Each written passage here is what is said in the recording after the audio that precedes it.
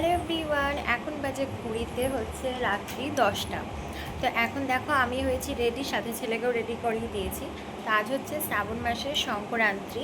তো আজকে তো মনসা পুজো, তো পিসি শাশুড়ির বাড়িতে মনসা পুজো হয়, তো সেখানেই যাব, তাই রেডি হয়েছি। এই যে দেখো আমি আর আমার ছেলে রেডি। তো এখন বরমশাই দোকান থেকে আসলে আমরা বেরিয়ে পড়বো। তো বরের জন্য ওয়েট করছি। আর আমাকে আমার ছেলেকে কেমন লাগছে তোমরা কমেন্ট করে জানিও, তাই না শোনা? তো চলো, পরে তোমাদের সাথে দেখা হচ্ছে। চলে এসেছি পিসি বাড়ি, আর এখনও কিন্তু পুজো শেষ হয়নি।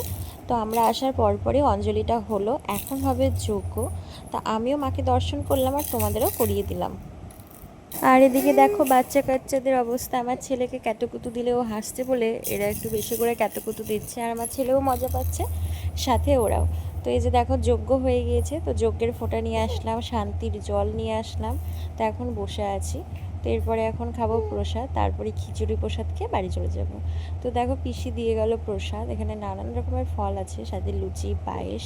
তো প্রসাদ খাওয়া হয়ে গিয়েছে, এখন বসে পড়েছি খিচুড়ি প্রসাদ খেতে। খিচুড়ি প্রসাদ তো আমার খুবই ভালো লাগে, মানে খিচুড়ি আমার সবসময়ের জন্যই খুব পছন্দের। আর সেটা প্রসাদ হলে তো কোনো কথা নাই। দেখো এখানে বসে পড়েছি খেতে, গরম গরম খিচুড়ি আর হচ্ছে পাঁচ তরকারি। তারপরে খেয়ে দিয়ে আমরা চলে এসেছি বাড়ি। আর রাস্তায় আস্তে আস্তে আমার ছেলে ঘুমিয়ে পড়েছিল। তো বাড়ি এসে আমি ভুলেই গিয়েছিলাম ব্লগটা শেষ করতে, খুবই ছোট একটা ব্লগ।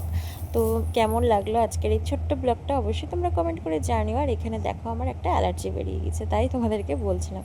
তো চলো আজকের মতো সবাইকে টাটা, সবাই ভালো থেকো, সুস্থ থেকো, সবাইকে গুড নাইট।